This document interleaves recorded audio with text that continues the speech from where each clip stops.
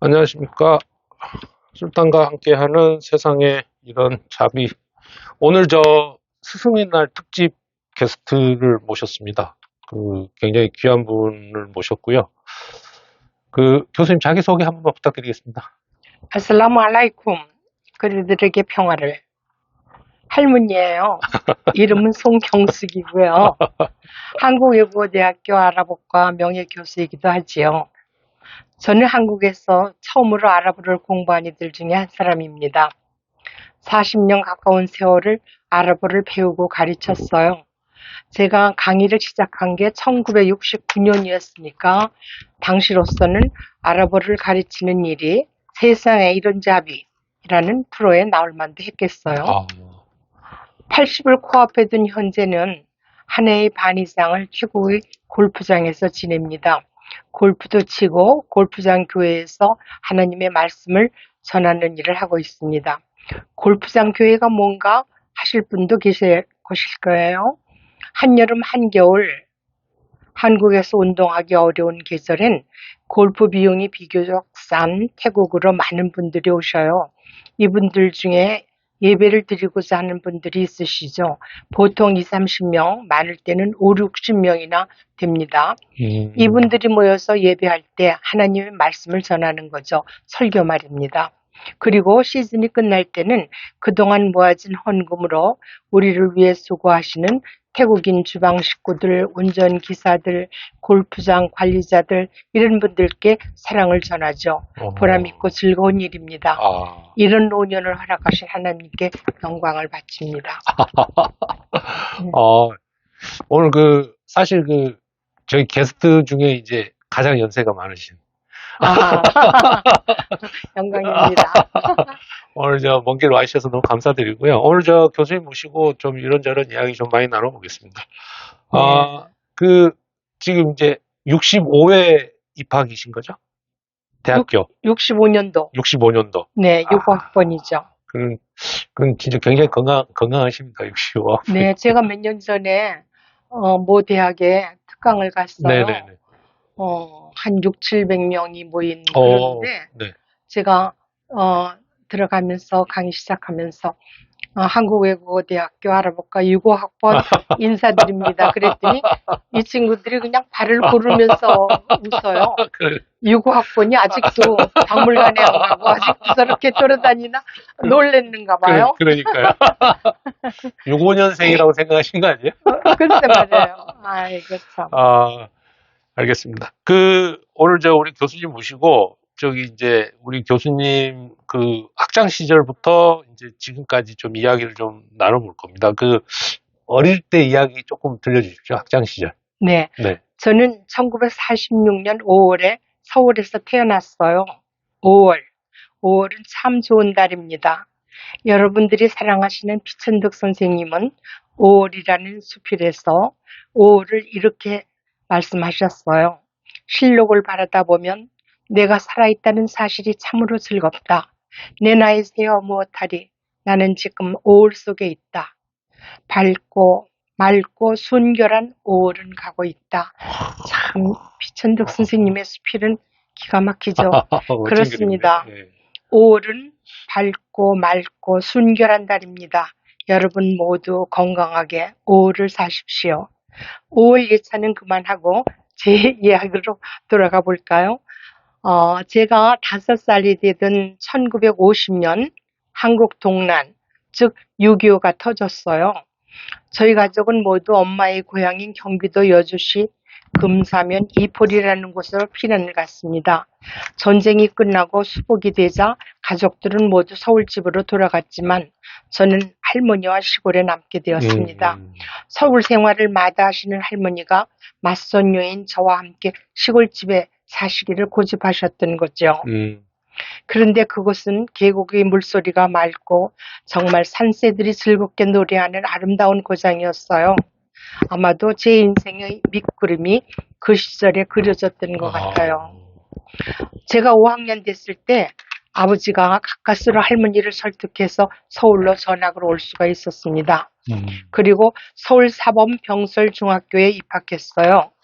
서울 사범병설중학교는 참 가난하지만 공부 잘하는 학생들이 모이는 정말 좋은 학교였어요.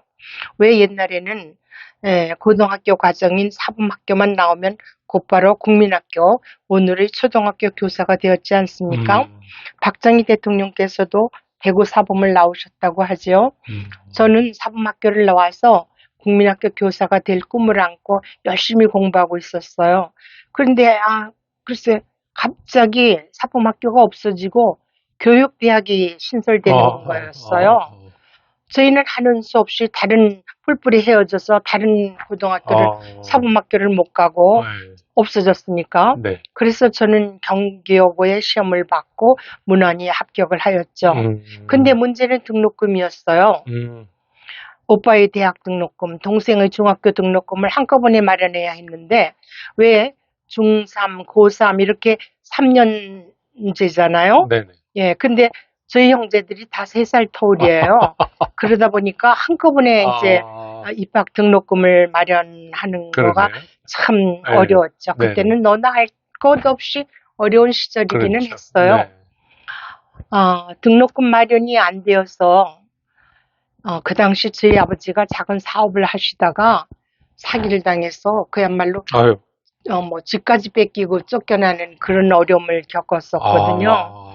그래서 등록금 마련이 안 돼가지고 이제 노심초사를 하고 있는데 어느 날 멀리 사시는 고모님이 다니러 오셨어요. 그냥 맘먹고 오신 거죠. 그러니까 도무지 등록금이 3살이나 등록금을 해야지 되는데 어떻게 되는가 걱정이 되고 궁금하고 그래서 오셨던 거예요. 그때는 엔간한 집에는 전화기라는 게 없었어요. 전화기가 뭐 저희가 어떻게 해서 그 후에 전화기를 놨는데 전화를 할 데가 없더라니까요. 전화 있는 집이 있어야지 전화를 하죠. 그 당시는 그랬어요. 60년대 초니까. 근데 고모님이 이런 말씀을 하시는 거예요. 그 당시에 최고회의, 그러니까 연세 드신 분들은 아실 거예요. 5.16 혁명 직후에 국가재건 최고회의라는 게 있었어요. 그 최고회의의 의장이 박정희 대통령이 되셨죠. 그 부인 되시는 유경수 여사께서 어려운 학생들을 많이 돌보고 도와주고 계시다는 거예요. 그 고모님 말씀에 저는 귀가 번쩍 뜨였어요. 그렇구나. 그리고 바로 그날 밤으로 편지를 썼죠. 얼마나 간곡하게 편지를 썼겠어요. 그래서 저는 그분의 도움으로 여고에 진학할 수가 있었답니다. 그때 그 편지를 써서 이제 답을 해주신 건가요? 네, 제가 편지를 썼는데 등록한 날이 다 되도록 연락이 없었어요. 그래서 마지막 날에 제가 그냥 아침부터 문 앞에 나가서 누군가 오기를 기다렸죠. 그런데 최고회의에서 찌부차가 왔어요. 그냥 군인 한 분이 내리시더니 여기 송경숙이라는 학생이 사느냐고 물으시더라고요. 그래서 이제 저를 데리고 최고회의 건물로 갔어요. 저는 곧바로 학교로 가서 등록을 했으면 좋겠는데 최고회의로 뭐 처리할 일이 많이 있으셨겠죠. 저를 데리고 최고회의에 가서 오므라이스도 먹여주고 그때는 그게 오므라이스인지도 몰랐어요. 그런 음식이 그렇게 보편화돼 있던 시절이 아니었으니까 정말 뭔가 화사하고 처음 먹어보는 참 기분 좋은 음식이었거든요. 근데 어쨌든 그렇게 해가지고 해가 저는 마음이 조급하니까 금방 해가 지는 것만 같았어요. 근데 이제 저를 태워가지고 학교로 갔죠. 학교로 갔는데 벌써 학교 문 닫혀 있었어요. 그야말로 그냥 철문이 꽉 닫혀 있는데 그 당시 정말 최고회의라고 그러면 뭐 나는 새도 떨어뜨린다고 한간에서 그러지 않았어요. 내려서 이제 얘기하니까 문이 홍해가 열리듯이 학교 문이 열리는 거예요. 그러고 이제 사무실인가 봐요. 그런데 들어가니까 우리 아버지가 어디서 급전을 구해가지고 오셔서 등록금을 구해가지고 오셨는데 이제 시간이 지나서 받아주지를 않으니까 아. 네? 대거를 하고 계셨던 네네네. 거예요. 아. 그렇게 해서 이제 제가 가발 공장행을 면했죠. 그 당시는 제 나이 또래에 학교 못 가는 처녀들은 가발 공장에 가서 많이 일을 했어요. 그러니까 정말 예, 어려운 시절이었죠. 그렇죠. 네. 근데 사실 지금으로부터 60년대 초반이니까 그리 멀지 않은 과거에 그렇죠. 예, 우리가 이렇게 살았고 이런 어려움을 헤치고 왔다는 거를 우리 젊은이들이 좀 알아줬으면 좋겠어요. 네. 그 당시에 그 등록금이 얼마 정도 했었어요? 저는 숫자에 약해서 아. 등록금이 얼마였는지 기억이 잘 안 나네요. 네. 알겠습니다. 그렇게 해가지고 이제 경기여고를 입학을 하신 거고요. 네네. 그 고등학교 시절은 좀 어떠셨어요? 고등학교 시절은 그렇게 재미있었다고는 생각이 안 들어요. 왜냐하면 저는 정말 끼니를 걱정할 정도로 그리고 버스비가 없어서 그렇게 힘든 생활을 하는데 네. 장관 딸이다, 국회의원 딸이다, 큰 기업체 따님이다 이렇게 대단한 사람들이 많았거든요. 그러니까 상당히 기가 죽어서 그렇게 지냈죠. 한 가지 기뻤던 일은 고등학교 2학년 때 네. 제가 교내 신문사에 기자로 선발이 돼서 그 당시에 정말 잘 나가시던 이어령 선생님, 그 당시 흙 속에 저바람 속에 이런 그냥 아주 히트작을 발표하면서 정말 인기가 많으셨죠. 그분의 부인 되시는 분이 강인숙 씨라고 네, 지금 그 문학관을 아직도 운영하고 계시잖아요. 이어령 교수님 기념관이죠. 네. 그분이 경기여고 선배이기 때문에 선배님의 남편 되시는 분, 부분 되시는 분 자격으로 그분을 인터뷰했었어요. 그리고 또 기억에 남는 분이 한국 최초의 여기자이신 최은희 선생님을 네, 인터뷰했는데 참 인터뷰하면서 그 고결한 인품 네. 그 당시에 여기자라는 건 정말 범접할 수 없는 정말 대단한 분이셨죠. 그런데 아주 인간적으로 따뜻하고 그 수서 쪽에 수색 쪽에 사셨어요. 수서가 아니라 수색. 네. 근데 얼마나 그 정성스럽게 저를 대해주시고 그러는지 마음에 큰 감동을 받았고 정말 이런 분이 성공하시는구나 하고 크게 깨달았어요. 근데 그 당시에 이제 요런 최은희 기자님 입장에서는 학생이 인터뷰 요청을 한 거잖아요. 그렇죠. 모교의 후배가 이제 학교 신문에 교지에 이제 인터뷰 기사를 싣기 위해서 찾아갔던 거죠. 네. 그때부터 좀 글하고 이런 거에 좀 관심이 많으셨던 거예요? 글쎄, 제가 어렸을 때는 글을 곧잘 썼었나 봐요. 네. 고등학교 때 우리 선생님이 저한테 직접 말씀하신 건 아닌데 다른 친구가 저한테 이렇게 전해줬는데 국어 선생님이 너는 작가가 되면 좋을 거라고 선생님이 그러시더라.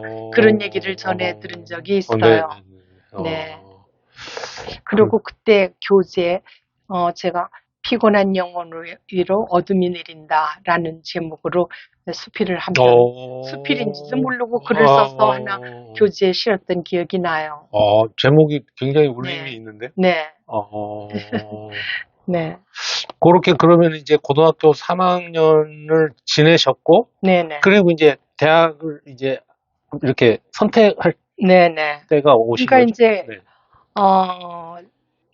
여고 2학년 그렇게 되도록 2학년 정도 되면 이제 대학을 생각해야 되는데 집안 형편은 전혀 나아지지 않았고 대학에 갈 가능성이 희망이 별로 없었어요.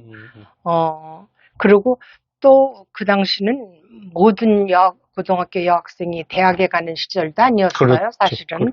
네. 근데 저는 대학을 꼭 가겠다는 열망을 갖고 있었죠.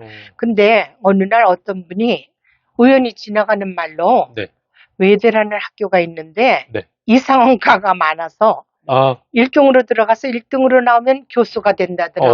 그러니까 저는 1등으로 들어가서 1등으로 나오면 그건 제가 자신 있었거든요. 교수가 된다더라. 이런 말씀을 하시는 거예요. 모르는 분이었는데. 뭐, 예, 지나가는 말로. 예? 그 당시 네. 외국어 대학교가 개교한 지 10년 정도밖에 안 돼가지고 네네. 그렇게 많이 알려져 있지 않을 때였어요. 그리고 그분이 말씀하시는 이상원과라는 거는 여러 가지 그 특수 외국어과 그렇죠. 다른 대학에서 네네네. 찾아볼 수 없는 특수 외국어 학과가 많다는 거를 그 이상원과가 많다 이렇게 표현을 하셨던 거예요. 네네. 그래서 저는 그 다음 날로 물어물어 이문동 외국어대학 캠퍼스를 찾아갔죠. 바로 다음 날로 찾아갔어요. 네네네. 그러니까 고등학교 2학년 가을이었어요. 네. 고등학교 3학년 가을이었네요. 고3. 64년 가을이었어요. 네. 네. 근데 이제 가가지고 교수 연구실을 찾아 들어갔어요. 교수분들이 이제 학교 발전에 대한 뭐 비전 같은 거를 좀 네네. 알지 않을까 네네. 그래가지고 몇 분을 만나봤는데 네. 그 당시는 뭐 교수님들이 그렇게 잘 모르시더라고요. 그리고 이제 제가 교복을 입고 갔으니까 네. 교복 말고는 그 당시는 학생들은 의례 어디를 가나 교복을 입고 다닐 때예요. 그렇죠. 교복 말고 외출복이라는 건 없었어요. 네네네. 아니 경기여고생이 무슨 외대를 오려고 그렇게 엉뚱한 말씀만 하시고 제가 원하는 답이 잘 안 나오는 거예요. 그래서 참 실망스럽다. 그런 생각을 하고 나오다가 네. 그대로 갈 수는 없잖아요. 여기까지 찾아왔는데. 그렇죠.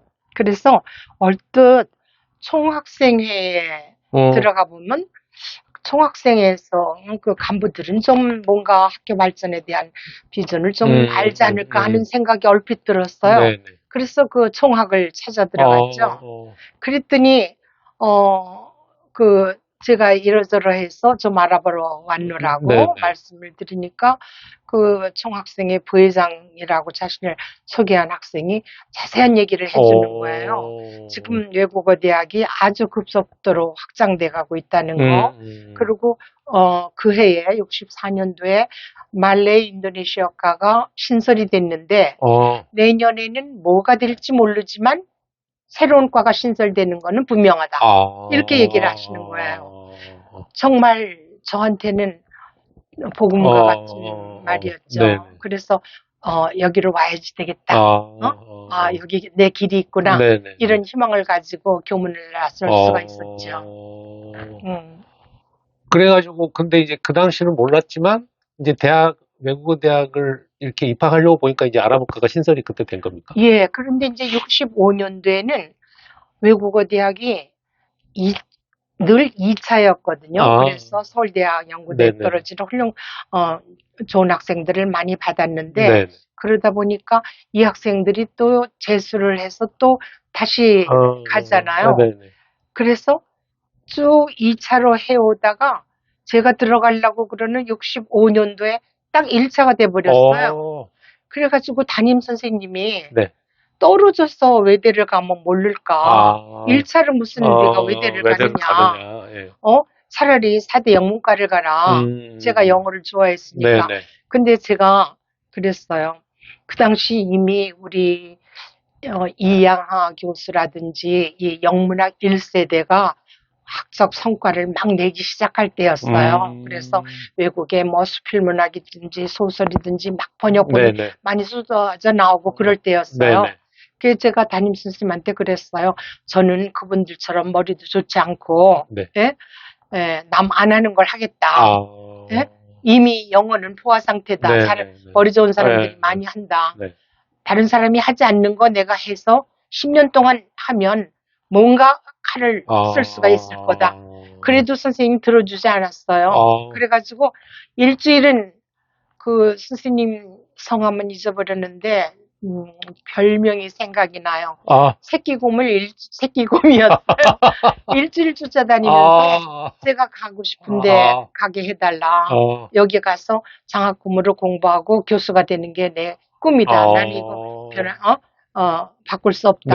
도와달라. 그래가지고 이제 외국어 대학에 아르바과에 들어간 거죠. 사실 아랍어가 뭐 어떤 언어인지, 그렇죠. 아랍권이 어딘지 그때만 해도 오늘날 같이 정말 핸드폰만 열어보면 그 안에서 우리가 원하는 모든 지식을 얻을 수 있는 그런 시대가 아니었어요. 그렇죠. 예. 뭐 중세 암흑기에 뭐 다름 아닌 그런 시대였죠. 네네. 전혀 뭐 아랍어나 아랍권에 대한 지식을 가지고 들어간 게 아니라 새로 생긴 과거, 여기 1등으로 들어가서 1등으로 나면 교수 된다. 돈 안 내고 장학금으로 내가 공부할 수 있다. 그러니까 들어간 거죠. 네. 그러면 실제로 이제 1등으로 입학하신 건가요? 그렇죠. 그거야 뭐. 네. 그런데 아랍어 공부해 보셔서 아시겠지만은 정말 세계에서 둘째가라면 서러운 말이 아랍어 아닙니까? 그렇죠. 우리는 그때 아무것도 몰랐어요. 아랍어가 각 지역의 구어체 아랍어하고 아랍권의 22개국을 다 아우르는 문어체 아랍어, 소위 말하는 표준 아랍어가 있다는 거, 이런 것도 전혀 모르고 그렇죠, 그렇죠. 첫 해에는 이집트에서 선생님이 오셨어요. 아, 외국인 선생님. 그분이 오시기 전에 이제 그 당시에는 한국에서 아랍어를 아는 사람이 전혀 없으니까 신문에다가 아랍어를 할 수 있는 사람은 외국어 대학교로 내방하시기 바랍니다라는 광고를 냈어요. 그랬더니 송신대 교수인 최모 교수님이 오셨어요. 그분은 미국에서 신학을 공부하시면서 신학을 하려면 히브리어를 해야 되잖아요. 히브리어가 세미틱, 셈 어족에 속하는데 세미틱 어족에 속하는 가장 가까운 언어가 아랍어예요. 네. 그러니까 제2외국어로, 제2외국어로 하나를 선택하려면 히브리어하고 비슷한 거 하는 게 유리하다 해서 아랍어를 택하셨던 거예요. 그래서 그분이 얇은 교재, 책도 아닌 얇은 프린트물, 그거 하나 가지고 이제 외대를 찾아오셨던 거예요. 그때로서는 한국 사람 중에서 이것이 아랍어다라고 알아볼 수 있는 유일한 분이었으니까요. 네, 지금하고는 세상이 다르죠. 달랐죠. 네. 그러면은 그 당시에 그러면은 그 분 한 분만 계셨어요? 알아볼까요? 그때 이제 사실 외국어 대학교에서 많은 그 세계의 많은 언어들을 가르치고 있지 않습니까? 그러면은 교수 요원을 양성할 때 어떻게 하는가 하면 예를 들어서 폴란드어과를 세운다. 그러면은 폴란드어에 조금 그래도 가까운 러시아어를 전공한 사람을 뽑아서 폴란드에 가서 몇 년 공부를 시켜서 그래가지고 학과를 여는 게 우리 대학의 전통이에요. 늘 그렇게 해왔는데 아랍어의 경우에는 조금 특수했던 거가 5.16 혁명이 나고 나서 이제 오일에 대한 기름에 대한 필요도 자꾸 증대되고 그러니까 박정희 대통령 그 정부에서 아랍 이슬람권하고의 외교 관계를 맺어야 되겠다는 절실한 필요를 느끼셨던 것 같아요. 근데 그때만 해도 외국어 대학이 사립대학 중에서는 정부의, 문교부의 그 당시 지금은 교육부지만 지원을 받는 유일한 사립대학이었다고 해요. 그래서 외대에다가 말하자면 오더를 내린 거예요. 아랍어과를 개설해라. 그래가지고 정말 아무 준비도 없이 아랍어과를 세우는 거죠. 선생님도 없이. 네. 그래서 그 당시 이제 이집트에서 선생님이 왔어요.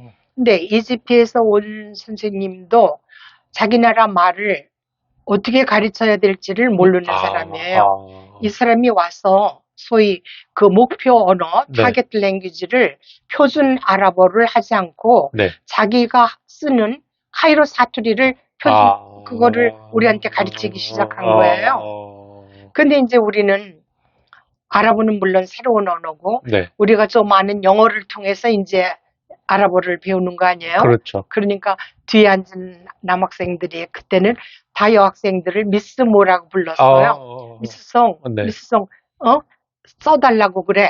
써달라고 말해. 그럼 이제 제가 영어로 그 선생님한테 써달라고 얘기를 해요. 그러면 못 쓴다는 거예요. 왜냐하면 구어체 아랍어는 사운드가 발음이 있을 뿐이지 쓰는 아랍어는 따로 있거든요.